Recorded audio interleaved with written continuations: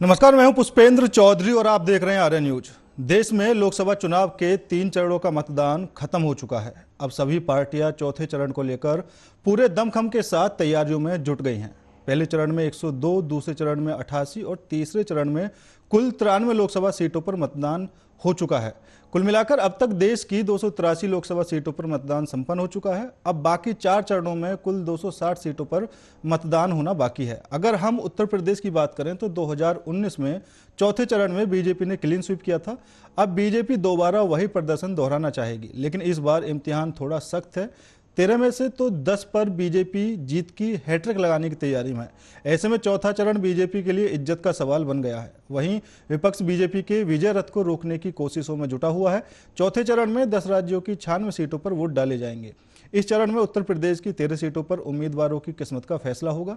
इसमें अकबरपुर, बहराइच, इटावा, लखीमपुर खीरी, धौरहरा, सीतापुर, हरदोई, मिश्रिख, उन्नाव, फर्रुखाबाद, कन्नौज, शाहजहांपुर और कानपुर में वोटिंग होगी। इन सीटों पर 130 उम्मीदवार मैदान में हैं। चलिए आपको बता दें कि किन सीटों पर किसके बीच मुकाबला है।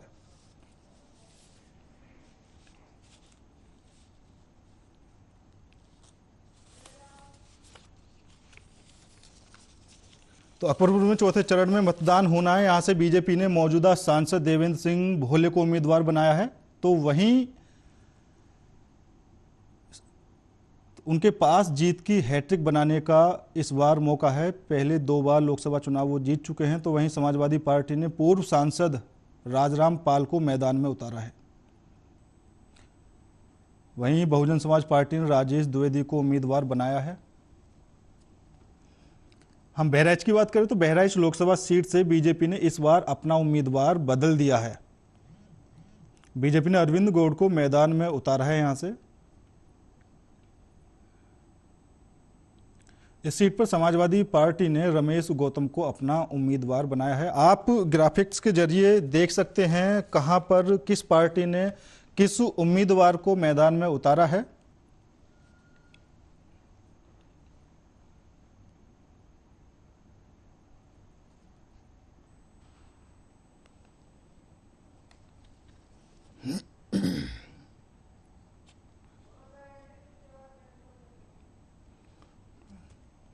तो देश में लोकसभा चुनाव के 3 चरणों का मतदान खत्म हो चुका है। चौथे चरण के लिए सभी पार्टियां पूरे दमखम के साथ मैदान में उतर चुकी हैं। उत्तर प्रदेश में चौथे चरण में 13 सीटों पर मतदान होना है। 2019 में बीजेपी ने सभी सीटें जीतकर एक नया कीर्तिमान यहां पर बनाया था, अपना परचम लहराया था। लेकिन अब की बार स्थिति कुछ और है। अब की बार कन्नौज से खुद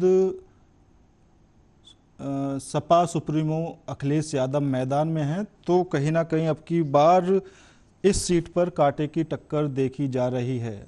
बीजेपी के पास पुराना प्रदर्शन दोहराने का पूरा दबाव इस बार रहेगा और विपक्ष बीजेपी के विजय रथ को रोकने की पूरी कोशिश कर रहा है।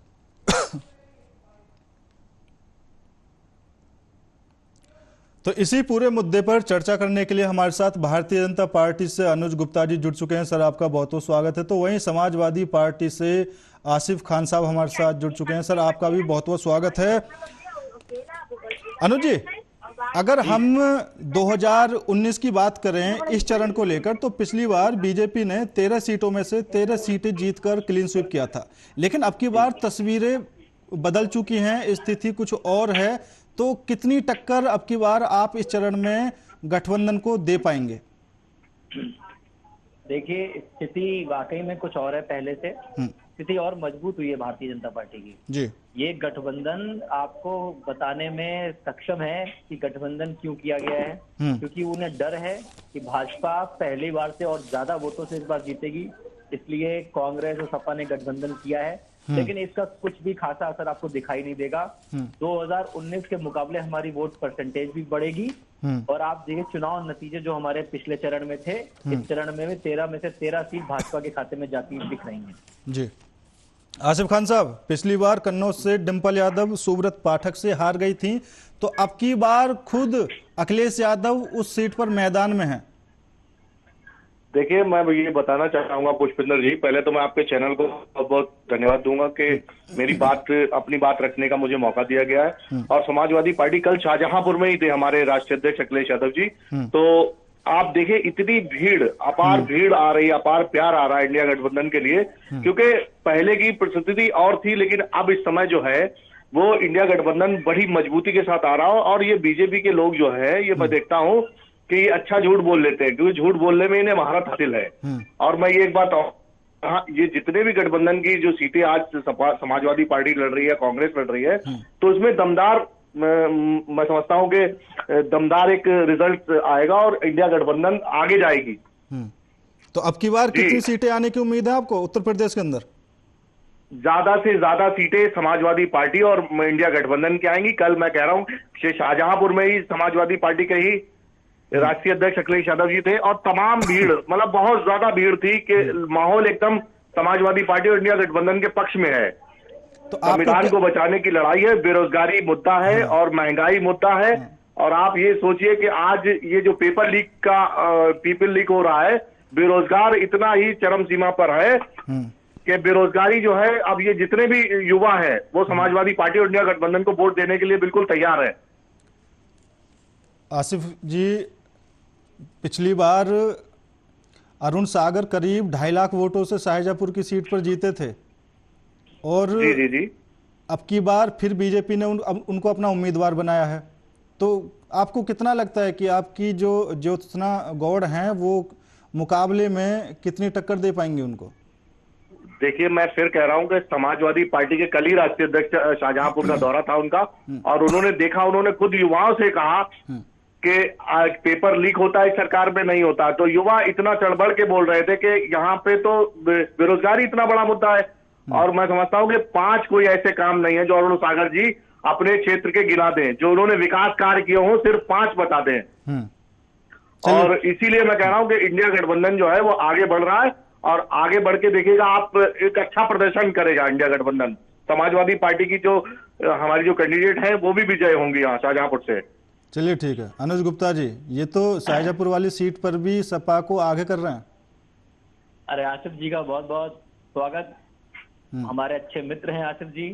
लेकिन मैं देखता हूँ पुष्पेंद्र जी कि जितने भी ये सपा के कार्यकर्ता हैं, सबको लगता है एक ही चीज रटा दी गई है। आप किसी भी को भी उठा लीजिए, एक ही चीज बोलता है, बेरोजगारी पेपर लीक, बेरोजगारी पेपर लीक। इसके अलावा इनके पास कोई मुद्दा ही नहीं है। ये विकास को लेकर बात ही नहीं करते, बेरोजगारी पेपर नहीं। तो विकास भाजपा सरकार में विकास कहाँ दिखाई दे रहा है? अभी मैं शुरू हुआ हूँ। जी, बोलिए। कि आपने अभी बताया कि शाहजहांपुर में बहुत अपार जन समर्थन है। वो भीड़ कैसे जुटाई गई, जो भी आपकी भीड़ थी, मैं नहीं कहूंगा कैसे जुटाई गई, सबको मालूम है। लेकिन ये भीड़ आपकी मालूम तो कल योगी जी का भी था कांट में दौरा, और मैंने देखा कि किस तरीके से नाबालिग बच्चे बसों में जा रहे थे। अरे तो ये तो एक सच्चाई है ना कि सरकार सुन लीजिए जी। पहली बात तो आप लोगों ने गठबंधन क्यों किया? अगर आप मुद्दे पर लड़ना चाहते हैं, आपको लगता है कि भाजपा ने अच्छा कार्य नहीं किया है, भाजपा को दोबारा सरकार में नहीं आना चाहिए, तो आप अकेले सक्षम होने चाहिए थे। आपको गठबंधन की जरूरत क्यों पड़ी?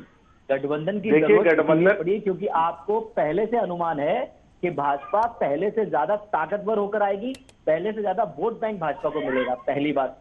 दूसरी बात, पिछली बार शाहजहांपुर की सीट को ले लेते हैं, 2.5 लाख 2,40,000 समथिंग से हमारे कैंडिडेट जीते थे, और इस बार आप देखिएगा 4 लाख के ऊपर जीत दर्ज होगी। आप तो पहली बात अपने आप में श्योर नहीं है, आपने 2 कैंडिडेट से नामांकन करा दिया। आप बाद ज्योत्सना गौड़ जी को ले आए, उससे पहले राजेश कश्यप जी ने नामांकन कर दिया। आपको पता ही नहीं है किसको कैंडिडेट बनाना है, आपको कैंडिडेट ही ढूंढने नहीं मिल रहा है, तो जीतने का ख्वाब। देखिए, समाजवादी पार्टी का हर एक कार्यकर्ता कैंडिडेट है। और देखिए, आप बेरोजगारी, आप पेपर लीक, आप इन्हीं मुद्दों पर लेकर चिल्लाते रहिए। हर युवा जानता है कि किसकी सरकार में उसको रोजगार मिल रहा है, किसकी सरकार में सुरक्षा है, किसकी सरकार में आगे विकास संभव है। और यही कारण है भाजपा को इतना अपार जन समर्थन मिल रहा है, इतने अपार वोट मिल रहे हैं, और 2019 से ज्यादा वोट परसेंटेज इस बार भाजपा की होगी। और ये तय है, 400 से ऊपर सीटें इंडिया में भाजपा जीत कर आएगी, और एक तरफा मुकाबला है। कहीं कोई टक्कर में नहीं है। और ये 400 आप लोग ऐसे बोल रहे हैं, 400 जैसे 400 आप इतना अच्छा क्यों झूठ बोल लेते हैं? भाजपाई जो है, भाजपा के लोग जो है वो इतना अच्छा झूठ बोल रहे हैं कि 400 सीटें, अरे 400 सीटें आप देख रहे हैं कि और भी पार्टियां लड़ रही हैं देश के अंदर, और भी पार्टियां हैं जो जिनके कैंडिडेट और जो लगातार जीतते भी आ रहे हैं और पार्टियों के सांसद। कोई पार्टी बची ही नहीं है, क्योंकि सबने समझ लिया है ये राजनीतिक पार्टी अभी तक क्या करती रही और आज क्या हो रहा है। ये जो आप देख रहे हैं ब्रजभूषण साहब, आप भाजपा का डर देख लीजिए, आप भाजपा का डर देखिए कि ब्रजभूषण जी जैसे को उनका टिकट काटा और उनके बेटे को टिकट दिया, क्योंकि भाजपा उनसे दूर नहीं जा सकती है, भाजपा उनसे दूर नहीं जा सकती है। भाजपा कहती है, पहली बात भाजपा कहती है कि हम गुंडों की सरकार है, लेकिन खुद इतने बड़े गुंडे हैं कि देश के खिलाड़ियों ने हमारे मेडल वापस कर दिए, तो ये शर्मनाक बात है भाजपा के लिए। ठीक है, देखिए मेरी बात सुनिए, गुंडों की सरकार सिर्फ एक ही सरकार जानी जाती है, चलिए ठीक है, हमेशा से जानी गई है, गुप्ता जी आपको नाम लेने की जरूरत नहीं है मुझे, ठीक है, लेकिन बात मुद्दे की यहाँ पर कुछ और है। नहीं आसिफ जी, मुझे एक बात का जवाब दीजिए, यही तो बता रहा हूँ, अभी गुप्ता जी ने भी कहा कि आपके प्रत्याशी कई जगह से बदल चुके हैं, तो कंफ्यूजन जैसी स्थिति तो सपा में है। एक ही सीट पर आप 2-2, 3-3 उम्मीदवार बदल रहे हैं, फिर लास्ट में कोई और आकर नामांकन कर रहा है, तो कंफ्यूजन जैसी स्थिति ये क्यों पैदा हो रही है? देखिए पुष्पेंद्र जी, कंफ्यूजन कोई भी नहीं है, और हमारा समाजवादी पार्टी का एक एक कार्यकर्ता चुनाव लड़ा रहा है, और हर एक कैंडिडेट, देखिए ये भाजपा के लोग हैं, ये जो है सिर्फ चुनाव को बिगाड़ने का माहौल बनाते हैं, क्योंकि ये सोचते हैं कि इनको कहीं ना कहीं से टारगेट किया जाए। इसीलिए हमारे राष्ट्रीय अध्यक्ष जी ने ज्योतिषा गौड़ जी को पहले से ही प्रत्याशी बना रखा था, और उनका पर्चा कैंसिल करवा दिया। भाजपा के लोग ये सब करते हैं। क्यों कर दिया बिना सहमति के? भाई सहमति में बताता हूं, उनको चिन्ह नहीं दिया गया था, लखनऊ से उनको चिन्ह नहीं दिया गया था, उन्होंने जो दाखिल किया, ये भाजपा के लोग ही हैं, इनका ही लोकतंत्र पे ज्यादा, इसी कहते हैं लोकतंत्र की हत्या कर रहे हैं ये। तो इसीलिए यही एक है कि राष्ट्रीय अध्यक्ष जी हमारे अब इनसे 2 कदम आगे बढ़ के रखना चाहते हैं अपने कदम। अच्छा। क्योंकि कैंडिडेट हमारे पास हर एक समाजवादी पार्टी का जो कार्यकर्ता है वो कैंडिडेट है। 2 कदम से आसिफ जी काम नहीं चलेगा, फैसला कम से कम 2 कदम का है।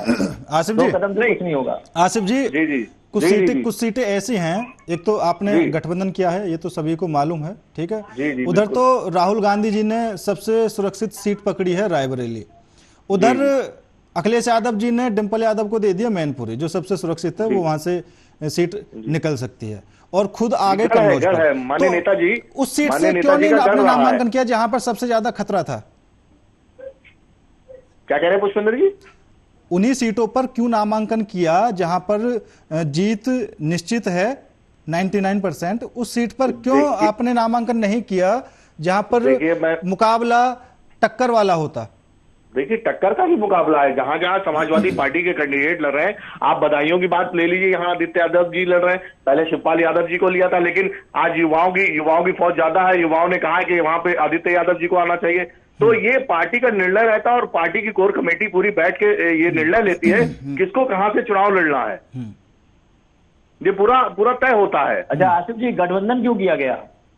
गठबंधन देखिए, मैं गठबंधन इसलिए किया गया कि आप लोकतंत्र की हत्या कर रहे हैं। लोकतंत्र को बचाने के लिए, इस देश में लोकतंत्र को बचाने, हर चीज तो बीजेपी ने बेच दी है। आज कोई भी चीज ऐसी नहीं है जो बीजेपी नहीं बेच रही हो, तो इसलिए गठबंधन करने की जरूरत है कि हम जानती है। तो आसिफ जी, गठबंधन में आप लोगों का सफाया हो रहा है, आप जहां जहां चुनाव हो रहा है वहां बीजेपी का सफाया हो रहा है। इंडिया गठबंधन मिल रही हो, और मैं देखता हूँ, आप भी देखिएगा। आसिफ जी, अगर हम आंकड़ों की बात करें, बेहतर आएगा इंडिया गठबंधन के पक्ष में। सुन लीजिए आज भी सुन लीजिए, अगर हम आंकड़ों की बात करें तो पिछले 2 लोकसभा चुनाव के अंदर बीजेपी का दायरा बढ़ा है, जबकि समाजवादी पार्टी का ग्राफ डाउन हुआ है। देखिए पहले परिस्थितियां कुछ और रही होंगी पुष्पेंद्र जी, लेकिन इस बार जो इंडिया गठबंधन और जब सब मिलके सारी पार्टियां आ रही हैं, तो यही एक वो है कि अब जो है इंडिया गठबंधन के प्रत्याशी दमदारी के साथ लड़ रहे हैं, और जनता का प्यार भी मिल रहा है। जी गलतफहमी मत पालिए, गलतफहमी तो भाजपा के लोग गलतफहमी पालते हैं। एक सीट ऐसी है अनुज जी जहां पर इस चरण में देखिए जो प्रत्याशी उतारे गए थे बीजेपी की तरफ से, ज्यादातर उन्हीं को दोबारा टिकट दिया गया है और वही चुनावी मैदान में है। लेकिन कानपुर पर प्रत्याशी को अब की बार बदला गया है, कानपुर बदला है, बहराइच भी बदला है जी, 2 जगह बदला गया है। और वो भी हमारा ब्रजभूषण जी को भी बदल दिया गया है। ब्रजभूषण जो इनके पहले से ही मंत्री भी रहे जी, 13 उनको उनका टिकट भी उनके बेटे को दे दिया गया है। ठीक, आसिफ जी आऊंगा मैं, अनुज जी की बात पूरी हो जाने दीजिए। चौथे चरण में जो 13 सीटों पे चुनाव हो रहा है उसमें सिर्फ 2 में बदला गया है, जहां तक कि मेरी जानकारी है। हाँ, सही, बहराइच में आप बदला सही है, कह रहे हैं। कानपुर में बदला गया है। बहराइच में जो हमारे पहले मौजूदा सांसद थे उनके बेटे को दिया गया है। और कानपुर में एक पुराने कार्यकर्ता, बहुत छोटे कार्यकर्ता रहे और अब आज उन्हें सांसद का टिकट मिला है, रमेश अवस्थी, सत्यदेव रमेश अवस्थी जी, जो पूर्व पत्रकार भी हैं। उनको इस बार कानपुर का टिकट दिया गया है। देखिए, हमारी पॉलिसी जो होती है, जो हमारा केंद्रीय नेतृत्व है, वो उनको चुनता है जो देश और जनता के लिए काम करना चाहते हैं और कुछ अलग और नया विकास करना चाहते हैं। हमारा सिर्फ एक मुद्दा होता है कि जनता के लिए काम करना है, देश के लिए काम करना है। तीसरा कोई मुद्दा नहीं। हमें किसी गठबंधन या किसी उससे कोई फर्क नहीं पड़ता। जिस तरह से ये लोग लामबंद हो रहे हैं, इंडिया गठबंधन कह लीजिए, कुछ भी कह लीजिए, इससे कोई फर्क नहीं पड़ने वाला। और हम लोगों पे इस चीज का कोई फर्क नहीं है। हम सिर्फ जनता के बीच में जा रहे हैं अपने मुद्दे लेकर, हमने जो विकास कराए हैं उनको लेकर, और आने वाले भविष्य में हम क्या करेंगे उन बातों पर ध्यान दे रहे हैं, और उसी का हमें रिजल्ट मिल रहा है। अभी तक जितने भी 3 चरण हुए हैं उसमें अपार जन समर्थन मिला है, और मेरे ख्याल से 283 सीट पे चुनाव हो चुके हैं जी। 283 में से कम 225 से 30 सीटें भाजपा के खेमे में जाती दिख रही हैं। ठीक है आसिफ जी, अभी 3 चरणों का चुनाव संपन्न हो चुका है और पूर्वी यूपी में भी, माफ कीजिए, पश्चिमी यूपी में भी चुनाव संपन्न हो चुका है। पहले दूसरे चरण में चुनाव यहीं पर था, लेकिन यहाँ पर देखने को मिला कई सीटें ऐसी थी। अगर हम अपनी नोएडा सीट की बात करें तो अखिलेश यादव जी ने पहले महेंद्र नागर को टिकट दिया, फिर उन्होंने बदल के राहुल अवाना को, फिर लास्ट में फिर महेंद्र नागर को यहाँ पर घोषित कर दिया। ठीक है, तो ऐसा नहीं लगता कि ये जो फेरबदल बार बार करते हैं तो कहीं ना कहीं जनता में एक गलत मैसेज जाता हो, उनके खुद के कार्यकर्ता, जो प्रत्याशी के कार्यकर्ता होते हैं, वो भी रूठ जाते हों? देखिए, ऐसा नहीं है। जो भी पार्टी का नेतृत्व फैसला लेता है और जिसके लिए अच्छी मतलब बैकफील्ड आती है, उसको ही टिकट दिया जाता है। पार्टी पूरा विचार करके, पूरा सोच के समझ के कौन सा कैंडिडेट ऐसा है जो जीत सकता है, तो उसको ही टिकट दिया जाता है। ये देखिए, ये तो भाजपा भी और कांग्रेस भी यही है कि ऐसा नहीं कि किसी के लिए अगर टिकट दे दिया तो उसको ही टिकट रहता है। टिकट तो बदलने की प्रक्रिया रहती है, किसकी क्या बैकफील्ड मिलती है, प्रक्रिया रहती है। प्रक्रिया 1 सीट की रहती है, 2 सीटों की रहती है, लेकिन ज्यादातर सीटों पे ही बदलाव नहीं। ये तो कंफ्यूजन की स्थिति है ना, या फिर समाजवादी पार्टी के लोग होपलेस हुए हैं? मैं इसमें कहूंगा, इंडिया गठबंधन बदल इसलिए रहा है, वो चाहते हैं कौन कैंडिडेट कम मार्जिन से हारेगा। नहीं, मार्जिन से नहीं हारेगा। अब आपने देखा होगा, पहले कांग्रेस पार्टी ने भी कई ऐसे कैंडिडेट थे जो उन्होंने अपने नाम चेंज कर दिए, और हर पार्टी करती, भाजपा भी कर रही है, ऐसा नहीं कि भाजपा नहीं कर रही है। लेकिन जो दमदारी से लड़ सकता है प्रत्याशी, उसको ही टिकट दे रहे हैं माननीय राष्ट्रीय अध्यक्ष जी, और पूरा उसका बायोडाटा देख रहे हैं कि कौन प्रत्याशी कहां पे फिट बैठ रहा है, कौन जीत सकता है, कौन जीत जाएगा। और ये तो अब हिंदू मुस्लिम पे आ गए। अभी तक ये बॉन्ड की बात नहीं, किसने कितना चंदा ले रहे हैं, चंदे की बात ही नहीं कर रहे हैं। तो भाजपा के लोग जो हैं वो तो इस तरीके से टारगेट कर रहे हैं बस कि ये विपक्ष को बरगलाना चाहते हैं। और लेकिन विपक्ष इतना मजबूत हो चुका है, आज इंडिया गठबंधन इतना मजबूत हो रहा है, प्रत्याशी इतने बढ़िया हैं, और आप ये देखिए कि जनता का बहुत ज्यादा आशीर्वाद भी मिल रहा है। जी, ये आपकी रैली में जो भीड़ आ रही है, थोड़ी बहुत जो भी है, ये भी थोड़ी बहुत बताया उसमें कल शाहजहांपुर की रैली ऐतिहासिक रैली हुई है, और आप यकीन मानिए कि थोड़ा सा लेट भी हो गया हमारे राष्ट्रीय अध्यक्ष, लेकिन उसके बावजूद भी धूप में इतनी बड़ी जनसंख्या आई है वहां पर कि आप सोच नहीं सकते। 50% वोट भाजपा को ही पड़ेंगे, निश्चिंत रहिए आप।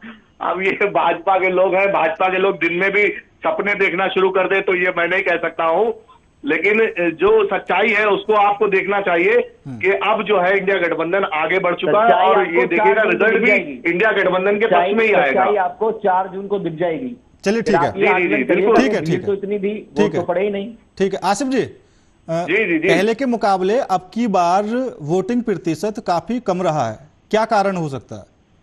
कारण यही है कि जैसे लोगों को विकास दिखाई नहीं दे रहा है, भाजपा के लोगों ने झूठ अच्छा बोला है, तो अब मन भी नहीं हो रहा, जनता भी मन नहीं चाह रही कि हम वोट दे। लेकिन इंडिया गठबंधन जब से हुआ है और वहां पे जितना प्रतिशत बढ़ रहा है, आप देखिए कि हमेशा ही माहौल बन रहा है, इंडिया गठबंधन के पक्ष में माहौल है और लोग वोट देना चाहते हैं इंडिया गठबंधन को।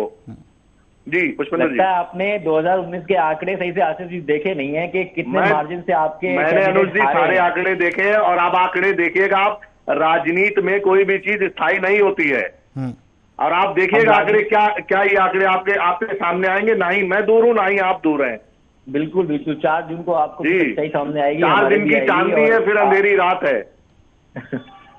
अंधेरी रात अब भारत में नहीं है, भारत में उजाला। देखिए भारत की तो बात नहीं कर रहा हूँ, भारत का मैं भी, भारत में तो अंधेरी रात आनी नहीं, मैं भाजपा के लिए कह रहा हूँ कि आज 4 दिन की चांदनी है, फिर अंधेरी रात है। वो तो ये सोचते ही है, वो तो झूठ बोलने में सबसे ज्यादा माहिर है, वो तो हमेशा। अब तो देखिए आप हिंदू मुस्लिम पे ही, अब कल आपके गृह मंत्री का आपने लखीमपुर खीरी में सुना है, कह रहे हैं कि राम मंदिर में बाबरी ताला पड़ जाएगा। अब बताइए क्या इसका ये महत्व क्या बनता है, क्या कैसे बयानबाजी कर रहे हैं आपके नेता? भाजपा है जो देश हित में कार्य कर रही है, बाकी सब राजनीतिक पल के लिए, राजनीतिक इच्छाओं के लिए, अपनी सब इच्छाओं के लिए, तभी तो अमित शाह जी के बेटे को बीसीसीआई का अध्यक्ष बना दिया गया।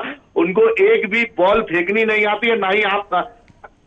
मैं समझता हूं अमित शाह के बेटे से बढ़िया तो हमारे अनुज भाई बैटिंग भी कर लेते होंगे और बॉलिंग भी कर लेते होंगे। सुना नहीं आपने क्या कहा? तो जी आपने क्या कहा? मैं ये कह रहा हूं अनुज भाई कि भाजपा के लोग अच्छी सेटिंग कर लेते हैं, और जो अमित शाह जी के जय शाह को बेटे को जो बीसीसीआई का वो बनाया गया है, उनको तो एक बैट पकड़ ले, क्या बैट नहीं पकड़ना, उससे बढ़िया तो बैटिंग आपकी है। मैं देखता हूँ शाहजहांपुर में आप कभी 50 रन मार देते हैं, कभी आपकी बैटिंग बड़ी अच्छी रहती है, बॉलिंग भी अच्छी रहती है। ठीक है, सुन लीजिए। आपको जानकारी नहीं है, पहली बात तो जय शाह को अध्यक्ष नहीं बनाया गया है बीसीसीआई का। जी सचिव बनाया गया, मुझे पता है सचिव बनाया है। सचिव एक एडमिनिस्ट्रेटिव पद होता है, उसका जरूरी नहीं कि वो प्लेयर ही हो। अच्छा, प्लेयर नहीं हो सकता है। उसको जानकारी को दुरुस्त करिए। मेरी जानकारी है अनुज जी, आप तो बहुत बड़े महान क्रिकेटर भी रहे हैं, आप क्रिकेट खेलते भी हैं, आपसे बेहतर कौन जान सकता है? नहीं, तभी मैंने आपको बताया कि आपको करेक्ट करना जरूरी है। आप हमारे मित्र हैं, कहीं और मत कहिएगा। मित्र तो मैं हूँ, बहुत पुराना मित्र बनाया गया है। वो एक एडमिनिस्ट्रेटिव पद है, उसको कोई भी ग्रहण कर सकता है, उसको वो बखूबी जिम्मेदारी से निभा रहे हैं। तो अगर परिवार के लोग भी अगर कहीं लड़ते हो तो फिर परिवार के राजनाथ सिंह जी बेटे लड़ते हैं, तो ये परिवारवाद नहीं है क्या? परिवारवाद आप परिवारवाद, अरे परिवारवाद आप इसको पार्टी में जितना नेपोटिज्म है उतना तो दुनिया में किसी पार्टी में नहीं होगा। एक ही परिवार पूरा बागडोर संभाले चला आ रहा है। आपके तो इलेक्शन होते ही नहीं, नाम के होते हो। आप बताइए कोई और आपका अध्यक्ष रहा है? आसिफ जी, अगर क्या कहूँ आपसे, वो कहते हैं ना वो यूं ही बेवफा ना होंगे, कुछ तो वजह होगी। आसिफ जी सुन लीजिए, लगता है आपकी जानकारी बहुत कम है सपा के। आसिफ जी, अगर परिवारवाद की बात आती है तो सबसे पहले तो आपको समाजवादी पार्टी ही देखनी चाहिए। उन्होंने अपने परिवार के सभी सदस्यों को टिकट दे दिया। करने के लिए आगे आ रहे हैं समाजवादी पार्टी का, चाहे कार्यकर्ता हो या नेता हो, अगर समाजवादी पार्टी से जुड़ा तो उसको मौका भी दिया जाता है कि आप इलेक्शन लड़िए और जनता के बीच चाहिए। आप सुनिए, आपकी ये वायरल हो सकती है ये क्लिप, अगर आपने परिवारवाद पे कहा है और आप खुद उस पार्टी से ताल्लुक रखते हैं। वायरल हम नहीं होते, हम छोटे लोग हैं, हम छोटी पार्टी।